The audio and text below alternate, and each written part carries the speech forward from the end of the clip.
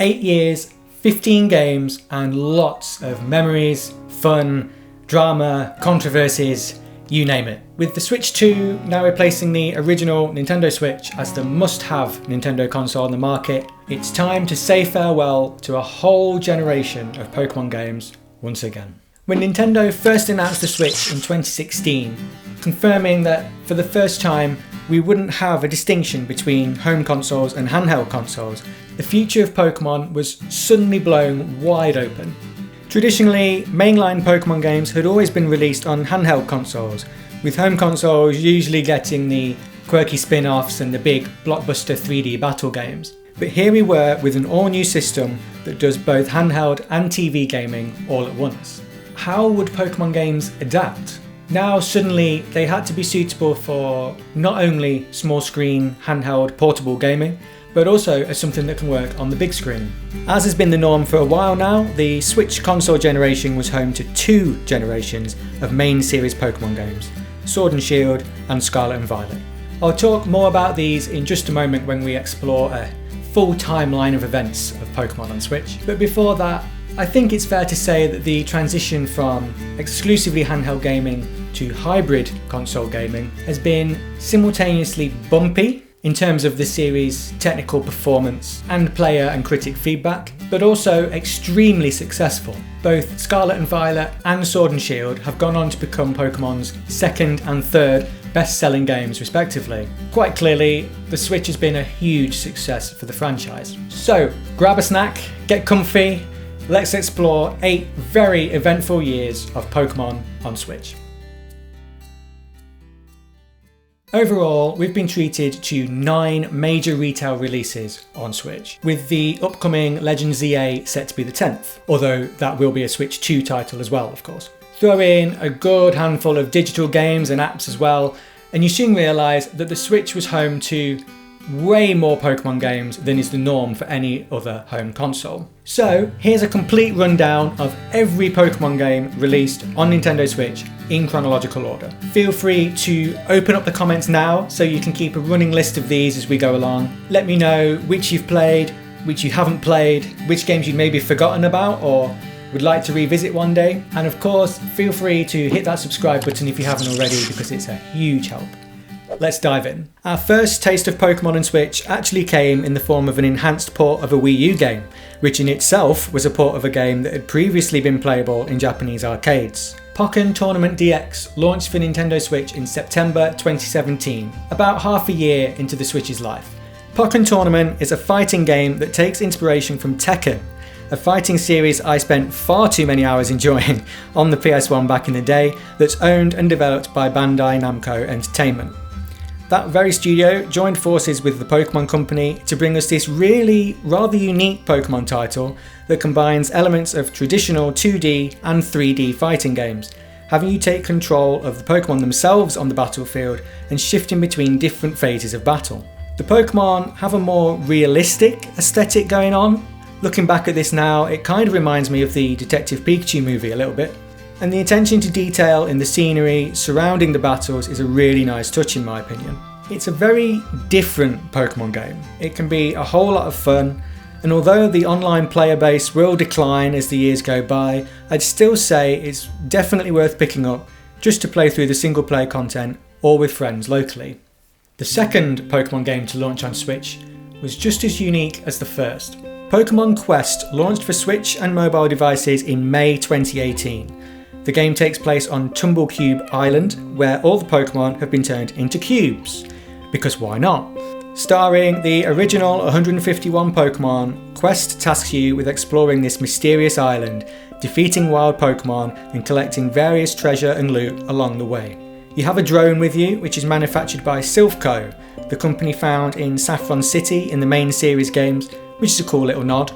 And you also befriend the Pokémon themselves, training them up through expeditions so that you can go on to explore more dangerous, higher level areas. It's technically a free to start game, with microtransactions being available if you want to speed up your progress. And I'll admit, as soon as I see that sort of thing, it puts me off completely, and I'm not sure that I ever actually completed this game when it launched. But it is worth noting that you don't actually need to spend any money on these microtransactions to complete the game. They just kind of speed things up, so don't let it put you off too much if you are interested in checking it out. Now then, onto the first mainline Pokemon game on Switch, Pokemon Let's Go Pikachu and Let's Go Eevee. Released in November 2018, these games are a remake of the iconic Pokemon Yellow, becoming the second remakes of Pokemon's first generation after Fire Red and Leaf Green on the Game Boy Advance. Designed to be just pure nostalgia overload for older fans, but also a perfect introduction to Pokemon for younger fans, the Let's Go games take us back to Kanto, reliving all the moments, places and characters found in Pokemon Yellow, but with modern features and a shiny and cutesy HD overhaul. I have particularly fond memories of this one. I actually reviewed these games for NintendoLife.com. I gave them an 8 out of 10 if you're curious. And as part of the process, I was invited down to the Nintendo UK offices in London to check it out early and take a copy home. Some physical editions, thankfully including the one that I was given, came with an optional Pokeball Plus accessory, which can be used as a controller to fully control the game. And it can also be taken with you on the go. When you return home and connect it to the game again, you can pick up rewards for having travelled with it. You actually use this controller, or a single Joy-Con if you don't have one, to catch Pokemon by swinging the controller towards the screen. This replaces the process of battling wild Pokemon, which, understandably ruffled a few feathers and is a controversial decision. But the reasoning behind it is that the game is closely tied to Pokemon Go, the smartphone sensation that has a simplified way of catching Pokemon as well. If motion controls aren't suitable for you, you can play the game in handheld mode to work around it. In handheld, you can use the sticks and buttons to catch things instead. My one biggest complaint about this game is that it doesn't let you use a Pro Controller when playing docked. So this whole sticks and buttons control scheme just isn't offered when playing on the TV. It's a handheld only experience, which is a weird and disappointing oversight. Having said that, the game itself is a wonderful trip down memory lane for series veterans, a great first game for new fans, and I really love the art style. The game looks absolutely gorgeous at times, especially in the cutscenes, and you throw in a decent post-game, fun shiny hunting, and Pokemon that follow you around everywhere, and yeah, this is one of my favourite Pokemon games on Switch. Ready to kick things up a notch? Almost exactly a year after the Let's Go games arrived, and almost 3 years into the Switch's lifespan, we were finally treated to the next generation of Pokemon. Sword and Shield became Pokemon's 8th generation, brand new games in a brand new region once again. This time set in Galar, a region inspired by my home country, the UK, which, I won't lie, it did add a little something for me. Sword and Shield returned to the series' more traditional formula and became the first new generation to be designed for the big screen, as well as handheld play. Alongside the usual new roster of Pokemon, which in my opinion were pretty strong in this generation, looking at you, Waloo, Sword and Shield also introduced several new concepts, including the Wild Area, essentially Pokemon's first dabble into an open world-like format where Pokemon roam free in the overworld and you have complete freedom of movement, and also Dynamax and Gigantamax, new temporary ways of transforming Pokemon in battle exclusive to the Galar region, which basically serves as Generation 8's new battle gimmick, in the same way that we'd previously had things like Mega Evolution and Z-moves. The games had a mixed reception from hardcore fans at launch, most notably thanks to unfavourable opinions on the game's visuals, and also the introduction of the dreaded Dexit phenomenon, a fan-made term used to describe the fact that some Pokemon were cut from the game. But I'm not getting into that here because we'll be here all day. But in my opinion, I didn't really agree with the complaints and actually felt that Sword and Shield were the strongest the series had been for several generations. I really enjoyed my playthrough, I put God knows how many hours into them, and I think there's an awful lot in there to enjoy. Next up, and just very briefly because we have just been talking about them already, but in January 2020 we received the Pokemon Sword and Shield Expansion Pass, the very first mainline game DLC. Replacing the usual third version or deluxe versions that we'd become accustomed to in past generations, this expansion pass allowed players to continue their already existing save files with the main games and explore brand new story content, split across 2 different storylines, the Isle of Armor and the Crown Tundra. Each of these introduced brand new legendary Pokemon and also re-added a bunch of the Pokemon that were missing from the main games, as I just mentioned. You can buy the DLC digitally, of course, although annoyingly you technically have to buy it twice if you want to access the extra content in both games, which, let's face it, is just ludicrous really. Or special physical bundles did hit the market which contain both the base game and the DLC pack. I'd say it adds on a good 10 hours or so of gameplay, more than that if you're not just rushing through it, and ultimately I enjoyed the DLC as well. I just wish you could buy it once and play it across both games. Meh. The next release on the list isn't really a game as such, although the most dedicated Pokemon fans out there do treat it that way. Pokémon HOME is an app, a service, a thing that launched in February 2020 for Switch and mobile devices, serving as an accompaniment to the main series games. Essentially replacing the services offered by Pokemon Bank and the Pokemon Global Link from years gone by, HOME allows you to easily transfer your Pokemon back and forth from any of the main series games you also have save data for on your Switch. It can also connect to Pokemon Go, and it's been confirmed that it will connect to future games that haven't even launched yet as well. Aside from being a convenient way to store and organise all of your Pokemon across all of your games, although bear in mind you will need a paid premium plan if you're wanting to keep more than 30 Pokemon stored in HOME at any one time, the biggest pull for me here is that it also serves as a mega multi-region Pokedex. As you transfer a Pokemon in, it gets added to your HOME Pokedex, and the app even keeps record of the gender or variant of the Pokemon you've added. Because of this, it almost tempts you into wanting to have a full, living dex of every single Pokemon in every single form possible. A collector's dream. Or nightmare, depending on how you look at it. I have seen some people who have managed this, more than 1,000 Pokemon, every single possible variant of each recorded, and it just blows me away. The mobile version of HOME also offers a variety of trading options such as Wonderbox, where you can trade your Pokemon at random, the GTS, where players can request specific Pokemon for trading, and Friend Trade, where, quite obviously, you can trade with friends. If you're serious about Pokemon, then HOME is an essential app to have alongside your main series games, even if you just stick to the free version like me. In March 2020, Pokemon Mystery Dungeon Rescue Team DX became the very first remake that the Mystery Dungeon series had ever seen. This new Switch release was a remake of the Mystery Dungeon Red and Blue Rescue Team games, which originally launched on Game Boy Advance and Nintendo DS respectively. If you haven't played a Mystery Dungeon game before, the series is a dungeon crawler where you take on the role of Pokemon themselves, making your way through huge dungeons with multiple floors, engaging in turn-based battles that require a fair bit of forward thinking and strategy. I say you take on the role of Pokemon themselves. In actual fact, you are a human who's been transformed into a Pokemon and can't remember your old human life. Which sounds utterly bizarre when you say it out loud, but it is the plot, I promise. Anyway, Rescue Team DX on Switch retells the story of the Red and Blue Rescue Team games, but also adds in some features and changes to improve things and essentially modernise the experience somewhat. You can either choose which Pokemon you want to be out of the available selection, or, and this is the best option in my eyes, you can take a quick personality test to let the game determine who you should be instead. From there, you'll set off on what is a rather quirky adventure. It's genuinely interesting seeing what the developers have decided Pokemon should talk about. With humans out of the picture, the story is driven by Pokemon on Pokemon dialogue, and there are some pretty strong personalities in there.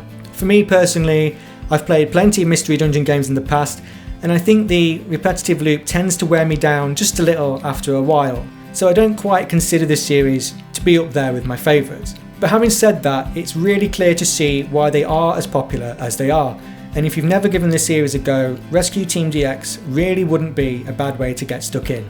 It's the most recent modern release, but it's also a remake of the very first games of the series, so you can experience both how it started and how it is today, all in one.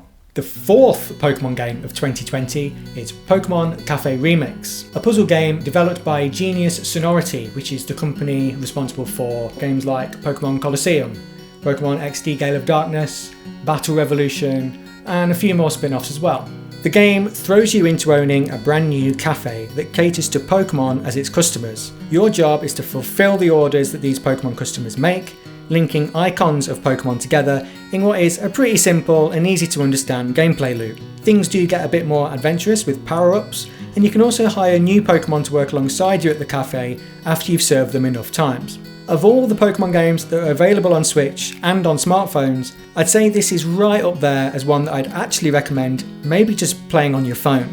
And I say that because, well, partly because the gameplay feels like it was designed for mobile play anyway, but also because being a touchscreen only game, you can't play it docked or with controllers. Even if you have it on Switch, you're forced to playing handheld using the touchscreen, so yeah, to me it makes sense to download this on your phone, but you do you. This is another one that has that free to start with microtransactions model, but again, you don't actually need to spend anything if you don't want to. It's also worth noting that this game was initially called just Pokémon Café Mix, but was renamed to Café Remix about a year or so after launch, after receiving a bit of an overhaul. So if you see two different names out there, that's why. Now, if you know me, you know that I absolutely adore Pokémon Snap on the Nintendo 64. So when new Pokémon Snap, a direct sequel more than 20 years after the original, decided to just randomly show up on Nintendo Switch, I was delighted. Just like the N64 classic, new Pokémon Snap has you taking photos of Pokémon for research purposes, this time to conduct a survey of the Illumina phenomenon, something that makes particular Pokémon and flowers glow. Also, just like the N64 original, you do this whilst riding along a track, sort of like a gentle theme park ride. You drift through each course, trying to get the best photos of Pokémon that you can, and using items to interact with Pokémon and encourage them to do interesting things. You might have caught my recent video on the original Pokémon Snap, where I talk about what makes the series perfect for cozy gaming sessions and why I think it's the ultimate comfort game. If not, I'd urge you to go and give that a quick watch after this video is finished. But basically, imagine everything I said in that video and apply it to a modern, utterly gorgeous reimagining of what Pokémon Snap could be, and that's what we have in new Pokémon Snap. Perhaps the best compliment I can give this game is that I'm such a huge fan of the original. It was one of my favourite childhood games, and this new sequel came along and actually managed to meet my extremely high expectations. It's probably better suited to players who want something slightly slower paced rather than intense battling or what have you. But if you love the Pokemon themselves as creatures and seeing them live in their natural habitats and feeling like you're really inside the world of Pokemon, then it's games like this that I think really excel at that sort of thing. Oh, and if you do have a copy of this and you want to give it a go, make sure you've downloaded the most recent update. The game received some free DLC a while back which added new areas and new Pokemon, so don't miss out on that. Get it downloaded while you still can. In July 2021, Pokémon UNITE burst onto the scene on Nintendo Switch and mobile devices. UNITE has become quite the thing. This is an online-only, very live, very active game that's been receiving support and updates now for almost 4 years. These updates have helped to bring meaningful changes to the game to help its longevity, and you might have noticed that it even has its own competition category at the Pokémon World Championships, alongside the main series game, the trading card game, and Pokémon Go. So it's a pretty big deal. Now, I'll be honest, I tend to stay away from online-only games because I know that one day, even if it's years away, it will eventually get shut down for good and you'll never be able to play it again. I always choose to invest my time or money in games that I'll be able to play forever, so I've never actually played UNITE myself. Now that doesn't mean you should follow in my footsteps. Plenty of people adore this game, and for all I know, I'm really missing out here, so that's my own fault if that's the case. But to briefly summarise, this is an online 5-on-5 battle game where two teams try to score as many points as they can in the opposition's goals, whilst also guarding their own. You score points by defeating wild Pokemon or members of the opposition's team and taking them to the opposition's goal. The focus is naturally on the competitive aspect of online matches, but there is also a bit of lore to enjoy, and the game starts you off by teaching you about the mythical island that the game takes place upon, and throwing you into some tutorials so that you don't get immediately overwhelmed by playing against strangers online. It's an ever-evolving beast, so if that sounds like your sort of thing, make sure to check it out.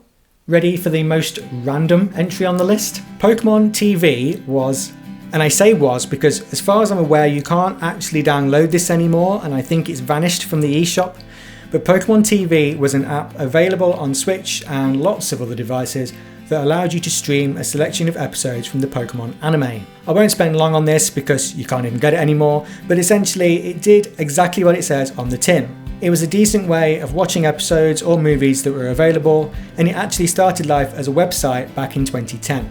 Thankfully, it's not completely gone because the Pokemon company has simply chosen to ditch the app in favour of a YouTube channel, which, let's face it, probably makes quite a lot of sense. At the time of making this video, the YouTube channel has episodes from Pokemon's first 4 seasons, as well as some highlight reels that make for some entertaining viewing. So if you don't want to track down every season of the anime on DVD like I did, and yes, it was painfully expensive, thank you for asking, then maybe this YouTube channel is the way to go.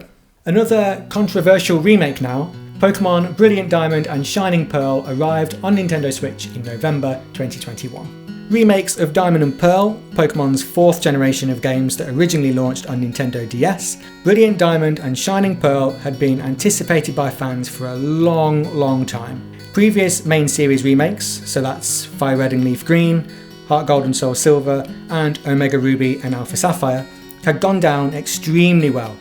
In fact, Heart Gold and Soul Silver are still thought by lots of people as being the very best that Pokemon has ever been. So when Brilliant Diamond and Shining Pearl came along with their divisive chibi art style and a surprising lack of change from the original games, fans were left a little disappointed, including myself, I must admit.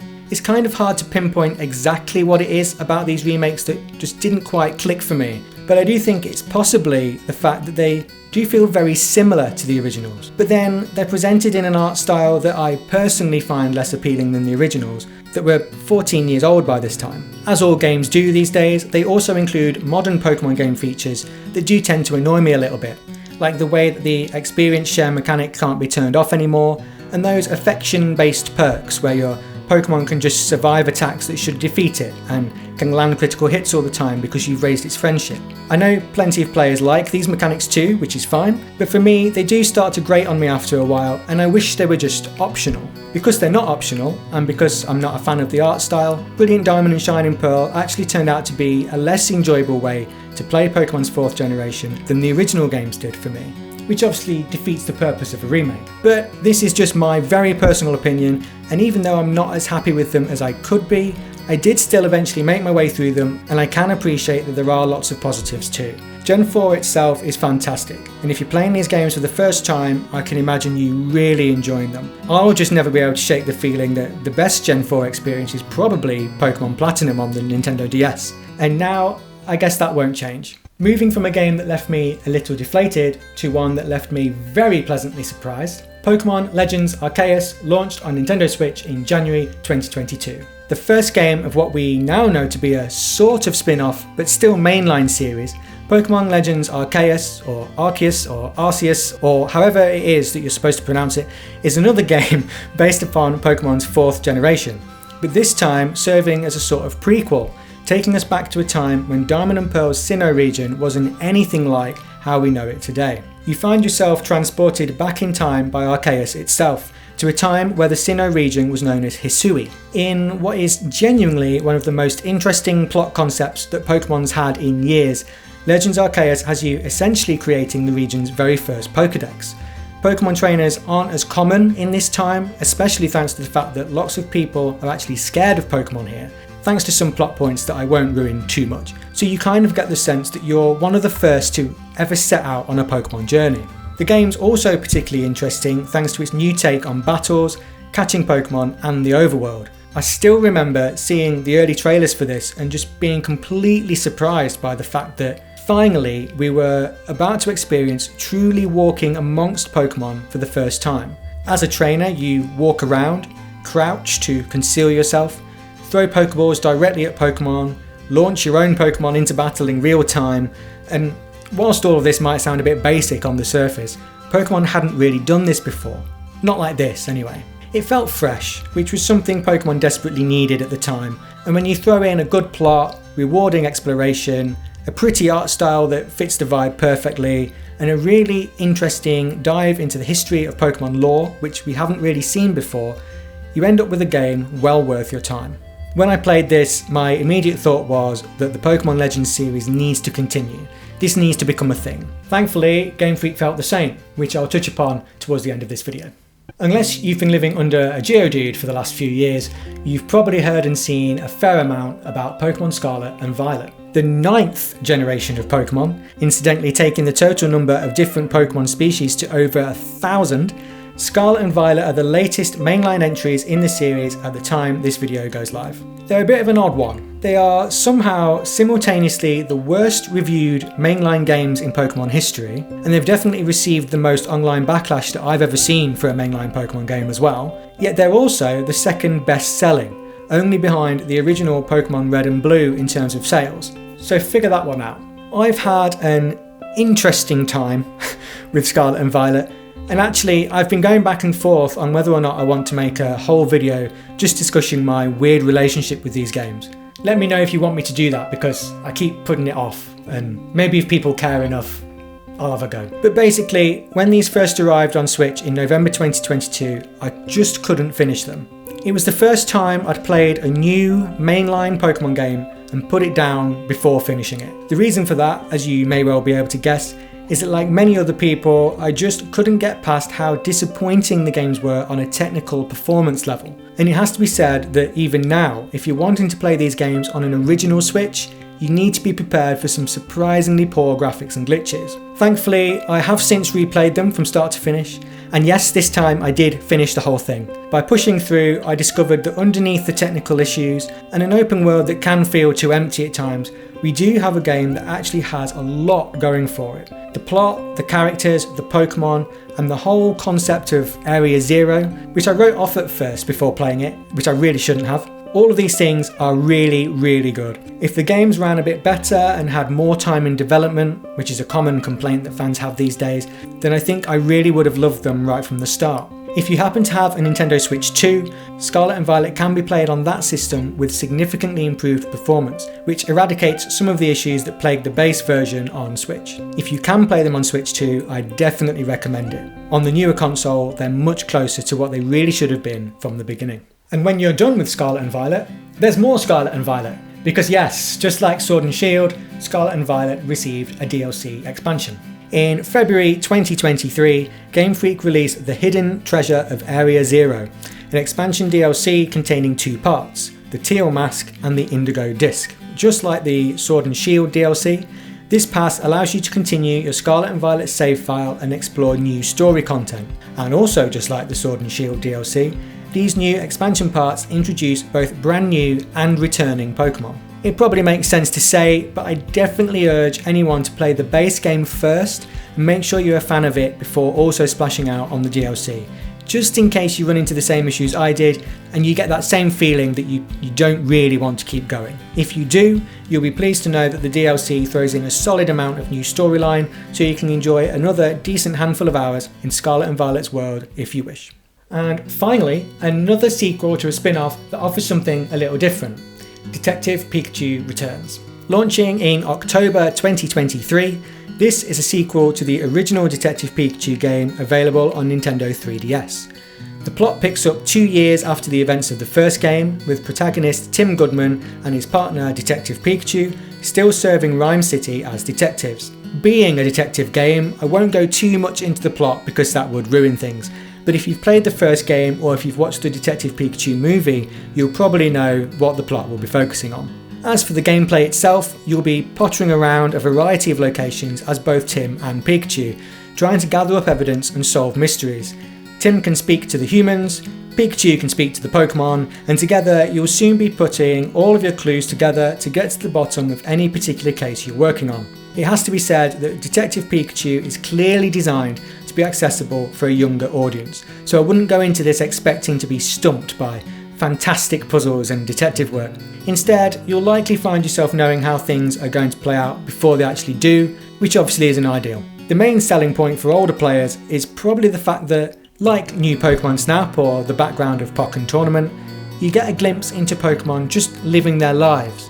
It's very simple, it's not that long, and it wouldn't be the first game on this list that I'd rush to go and play, but it does the job, and for younger audiences especially, it can offer some decent fun. And so we've finally made it to the present day. Of course, Pokemon isn't quite done with Switch just yet. We know that both Pokemon Legends ZA, the latest Legends game following Legends Arceus, that will this time be set in Pokemon's 6th generation region of Kalos, as well as Pokemon Champions, an upcoming game that will launch on Switch and mobile devices, are both headed to the system in the future. Naturally, I'll be covering both of those games right here on this channel, so make sure to stay tuned, but this may well be the end of Switch exclusive Pokemon games, as the focus switches, excuse the pun, to Switch 2. It's been a pretty wild ride and definitely one of the most important eras of Pokemon history. The mainline series has survived a significant hardware shift, the franchise itself has continued to grow at just a staggering rate, and there's plenty of intrigue and excitement over what the future holds. I hope you enjoyed this long look back at the last 8 years of Pokemon games on Switch, or maybe even discovered a game that you hadn't heard of before. If you did, and you want to have more discussions on Pokemon news and Pokemon nostalgia in your feed, then please consider subscribing to the channel and sharing this video with any friends you might have who you think will enjoy it. Oh, and remember to send me those comments of the list of games we've discussed today, telling me which you've played, which you haven't, and which ones you now want to check out. Thank you so much for watching. I will see you in the next one.